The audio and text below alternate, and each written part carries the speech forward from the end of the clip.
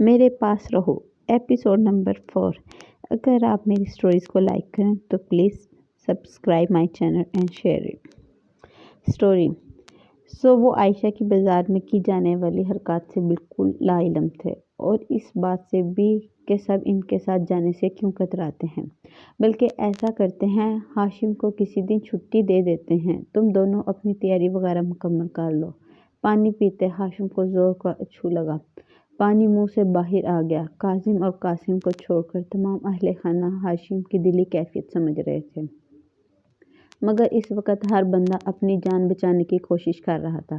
جی نہیں، بہت شکریہ، میں کہیں نہیں آ جا رہا ان محترمہ کے ساتھ۔ ہاشم نے فٹ انکار کیا، گویا اب نہ بولے تو کبھی نہ بول پائیں گے۔ یاد ہے نا، کافی پلانے لے کر گیا تھا تو محترمہ نے کیا کیا تھا؟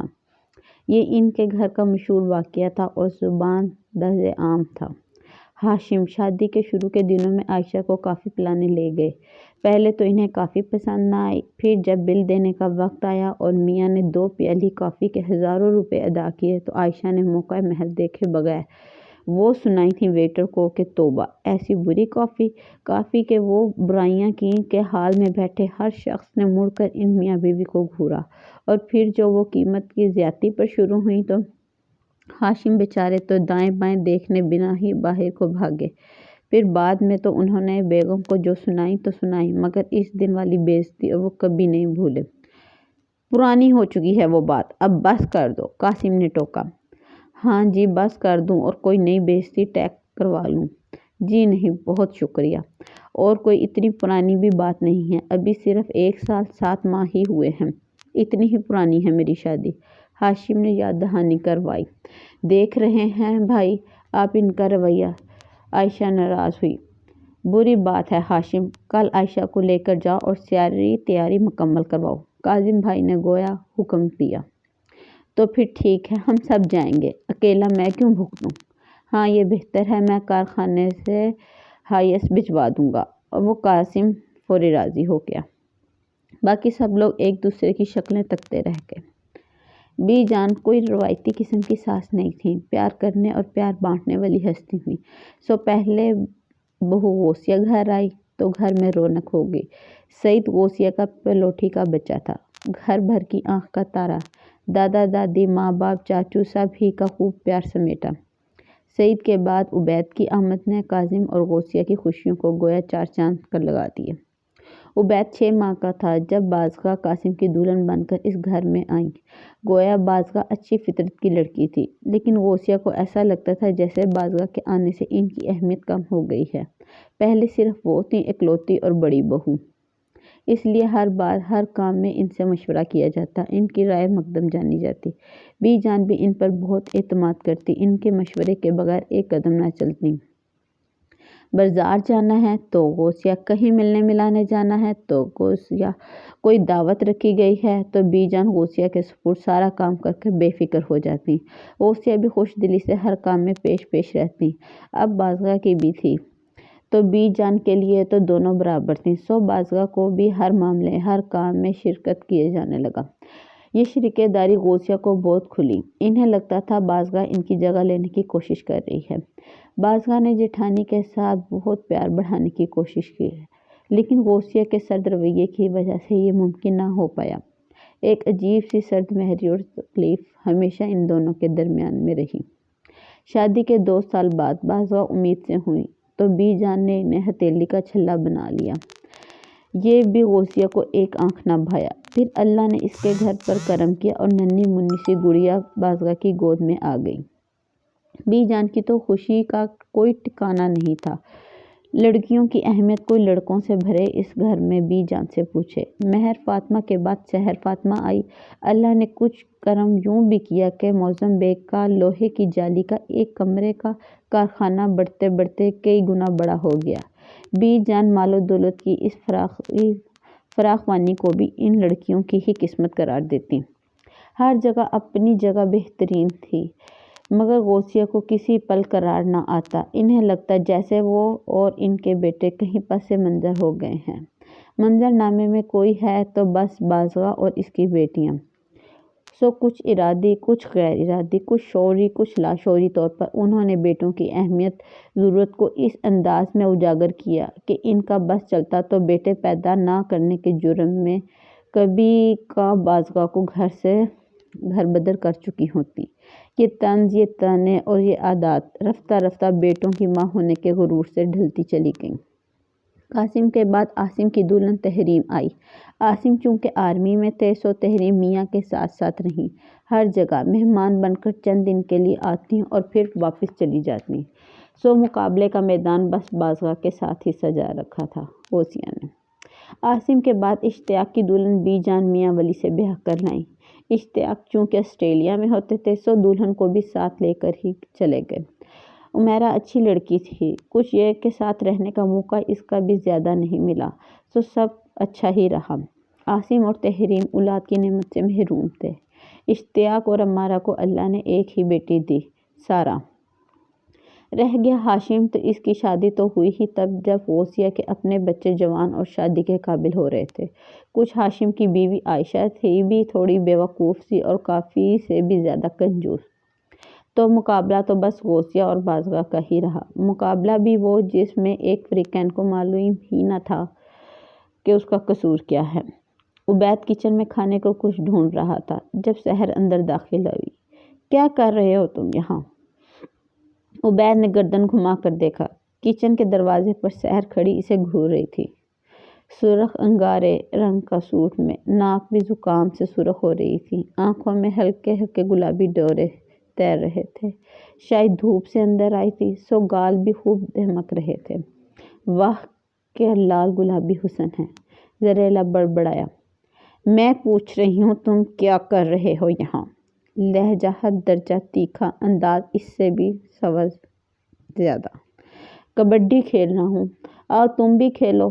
وہ سیدھا ہو کر کھڑا ہو گیا۔ نکلو یہاں سے جلدی۔ محترمہ مس سحر فاطمہ صاحبہ، اگر آپ ہوم اکنامکس میں ماسٹرز کر رہی ہیں تو اس کا یہ مطلب ہرگز نہیں ہے کہ آپ کو کچن کا بلا شرکت غیر مالک بنا دیا گیا ہے۔ یہ ایک مشترکہ کچن ہے اور اس پر یہاں رہنے والے تمام افراد برابر کا حق رکھتے ہیں۔ عبید نے دلچسپی سے اس کا لال بگوڑا چہرہ دیکھتے ہوئے کہا۔ مشترکہ خاندانی نظام میں رہنے والے لڑکوں کو اپنی حدود کا اچھے طریقے سے پتہ ہونا چاہیے۔ سحر کی سنجیدگی میں کوئی فرق نہ آیا۔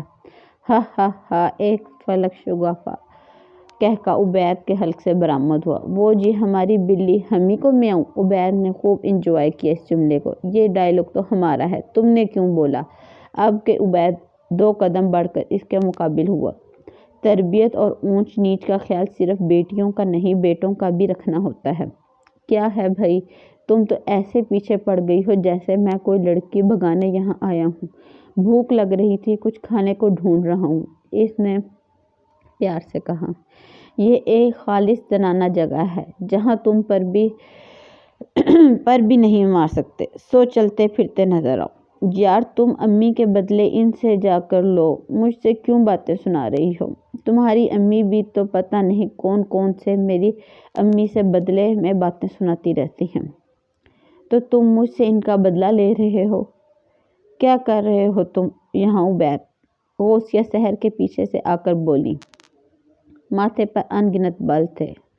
بھنگڑا ڈال رہا ہوں، اس کے بعد لڈی کی پریکٹس کرنی ہے۔ تائی امی؟ سحر ان کی جانب گھومی۔ سعید بھائی تو ایسے نہیں تھے۔ ہاں، اس عبید میں غالباً کوئی کمی وغیرہ رہ گئی ہے، زنانہ جگہوں پر خوب دل لگتا ہے اس کا، اس نے دونوں بازو سینے پر لپیٹتے ہوئے بظاہر انتہائی پرسکون لہجے میں کہا۔ اس کی بات پر غوثیہ تلتملا کر رہ گئی۔ بعضگاہ کی یہ بیٹی ذرا جو کہیں سے بھی بعضگاہ پر گئی ہو، وہ بس سوچ کر رہ گئی۔ اب یہاں پر بعضگاہ یا مہر ہوتی تو یقیناً غوثیہ کے پتھریلے تاثرات دیکھ کر کھسک گئی ہوتی، مگر وہ دونوں نہیں تھیں، یہاں سحر تھی۔ وہ آرام سے کھڑکی ماں بیٹے کے یہاں سے جانے کا منتظر تھیں۔ ویسے بھی غوثیہ تائی کے لیے تو وہ ہمیشہ ایسے کو تیسے کی زندہ مثال بنی دکھائی دیتی تھی۔ میں کہیں نہیں جا رہا، مجھے بھوک لگی ہے، کوئی کچھ کھانے کو دے دے، عبید مسکین سی شکل بنا کر بولا۔ سوری، میری طرف سے تو نہ ہی سمجھو۔ مجھے ہرگز کوئی شوق نہیں ہے پرائے لڑکوں سے ڈورے ڈالنے کا۔ غوثیہ جتنے بل کھا سکتی تھی انہوں نے کھا لیے۔ اس کی باتیں ان کے منہ پر مارنے کی جرأت صرف سحر ہی کر سکتی تھی۔ تو پھر ٹھیک ہے، میں خود ہی کچھ بنا لیتا ہوں، اس نے دھمکی دی۔ عام حالات میں وہ اس کی اجازت عبید کو کبھی نہ دیتی۔ وہ کام کم کرتا تھا، گند زیادہ پھیلاتا تھا، مگر اب اس وقت غوثیہ تائی سے ان باتوں کا بدلہ لینا مقصود تھا۔ سو چپ چاپ کچن میں رکھی ڈائننگ ٹیبل کی کرسی پر گھسیٹ کر بیٹھ گئی۔ ذرا جلدی کر لو، مجھے دوپہر کے کھانے کی تیاری کرنی ہے۔ کر رہا ہوں، اس نے نوڈلز کا پیکٹ نکالتے ہوئے کہا۔ سحر اطمینان سے میز پر جا کر بیٹھی۔ غوثیہ تائی تلمتلاتی بل کھاتی واپس مڑ گئی۔ سحر نے فاتحانہ نظروں سے انہیں جاتے دیکھا اور اپنے آپ کو خود ہی شاباش دی۔ دیکھو یہ ہوئی نا بات۔ نظر تائی کا دور کا تعاقب کرتی پلٹ گئی تو بیگ کو فرصت سے اپنا جائزہ لیتے پایا۔ چلی گئی ہیں، اب تو بنا دو۔ نوڈلز کا پیکٹ آگے بڑھایا۔ سحر چند لمحے سے دیکھتی رہی۔ اب اگر تم نے سوچنے میں چند سیکنڈ بھی لگائے نا تو میرے پیٹ میں ادھم مچھم چوہے کود کود کر باہر آنا شروع ہو جائیں گے۔ لاؤ دو۔ اس نے پیکٹ پکڑ لیا اور نوڈلز بنانے کھڑی ہو گئی۔ سحر جب کمرے میں داخل ہوئی تو مہر اپنی الماری کھولے اس میں کچھ تلاش کر رہی تھی۔ بہترین بدلہ لے کر آئی ہوں تائی سے کم 2 راتیں تو ٹھیک سے سو نہیں پائیں گی، سحر مزہ لیتے ہوئے بولی۔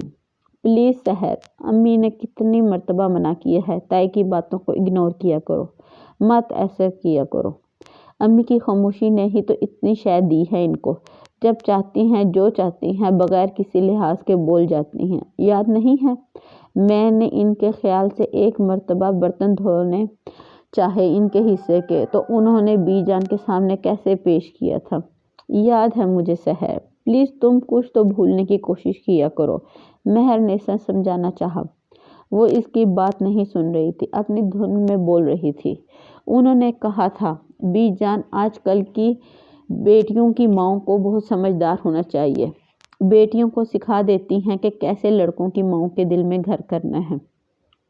امی اس کے بعد 3 دن ٹھیک سے کھانا نہیں کھا سکی تھی، میں صرف 15 سال کی تھی تب۔ انہیں ذرا خیال نہ آیا کہ وہ 15 برس کی بچی کے بارے میں کیا بات کر رہی ہیں۔ سحر دکھی ہوئی۔ سحر ویسے سچ بتاؤں، جتنا کچھ وہ کرتی اور کہتی ہیں نا اس سے دگنا بدلہ تم ان سے لے چکی ہو، لہٰذا اب بس کر دو۔ مہر نے اس کے آگے ہاتھ جوڑے اور منہ دوبارہ سے الماری کے اندر گھسا لیا۔ کیا ڈھونڈ رہی ہو؟ سحر کو کچھ خیال آیا تو پوچھا۔ میرا پرفیوم پتہ نہیں کدھر چلا گیا ہے، وہی ڈھونڈ رہی ہوں۔ وہ جو میرا چچی نے گفٹ کیا تھا؟ سحر نے تصدیق چاہی۔ ہاں وہی، تم نے تو نہیں دیکھا؟ گویا کمرہ وہ دونوں بہنوں کا ایک ہی تھا مگر الماریاں الگ الگ تھیں۔ میں نے دیکھا ہے، سحر کچھ اٹک اٹک کر بولی۔ اس کے لہجے پر مہر چونکی۔ تم نے تو نہیں نکالا ہے؟ وہ سر جھکا کر مجرموں کے سے انداز میں بولی۔ تو کہاں رکھا ہے؟ اس پر فاتحہ پڑھ لو، وہ اب تمہیں نہیں ملے گا۔ کیا؟ وہ اتنی زور سے چیخی کہ سحر نے بے ساخت اپنے کانوں پر ہاتھ رکھ لیے۔ میں کیا کرتی، میں نے تو سیدھے طریقے سے تم سے ادھار مانگا تھا، دے دیتی تو مجھے جرم کی راہ نہ اختیار کرنی پڑتی۔ سحر میرا پرفیوم کہاں ہے، جلدی بولو۔ میں نے بیچ دیا، منمناتی سی آواز اس کے حلق سے برآمد ہوئی۔ کیا؟ اس بار آواز پہلی آواز سے کہیں زیادہ بلند تھی۔ کس کو بیچا ہے اور کتنے کا بیچا ہے؟ مہر کی آنکھیں باہر آ گئیں۔ عائشہ چچی کو 1000 کا۔ سحر تم نے میرا اتنا قیمتی پرفیوم 1000 روپے کا بیچ دیا؟ اس کی آواز صدمے سے چور تھی۔ نہیں مہر، میں نے تمہارے سارے پرفیوم 1000 روپے میں بیچ دیے۔ روتی بسورتی آواز میں سحر نے مہر کے حواسوں پر بم گرایا۔ مہر دونوں ہاتھوں سے سر تھامے بیڈ پر گر گئی۔ میں کیا کرتی؟ عائشہ چچی 700 سے زیادہ دینے کو راضی ہی نہیں تھی اس پرفیوم کے۔ مجھے 1000 روپے کی ضرورت تھی، اس لیے تمہارے سارے پرفیوم دے کر بات بنی۔ اس نے صدمے سے بے ہوش ہوتی مہر کے سامنے اعتراف جرم کیا۔ عاصم اور تحریم پہنچ چکے تھے۔ عمیرہ اور سارہ کی آمد بھی بس آج کل ہی میں متوقع تھی۔ 100 نفل مان رکھے ہیں میں نے، دعا کرو میرا منصوبہ کامیاب ہو جائے۔ سحر نے مہر کی طرف دیکھتے ہوئے کہا، میں تم سے کوئی بات نہیں کرنا چاہتی، لہٰذا مجھے پڑھنے دو۔ مہر کا موڈ اس دن سے ہی سخت خراب تھا جس دن سے پرفیوم کا صدمہ لگا تھا۔ کیا ہے، مجھ سے کیوں منہ پھیلایا ہوا ہے؟ عائشہ چچی نے اگر 1000 روپے لے کر پرفیوم واپس نہیں کیا تو اس میں میرا تو کوئی قصور نہیں ہے۔ سحر ہر صورت صلح کرنا چاہتی تھی۔ عائشہ چچی نے 3000 سے کم میں پرفیوم واپس کرنے سے انکار کر دیا ہے۔ مہر نے اس دن سے سحر سے بات چیت بند کر رکھی تھی۔ سنو مہر، تحریم چچی نے اپنے بھائی کے لیے امی سے تمہاری بات کی ہے۔ سحر نے انتہائی رازداری سے وہ بات بہن کے کان میں اڈیلی جس کو پیٹ میں رکھ رکھ کر پیٹ میں مروڑ اٹھنے لگے تھے۔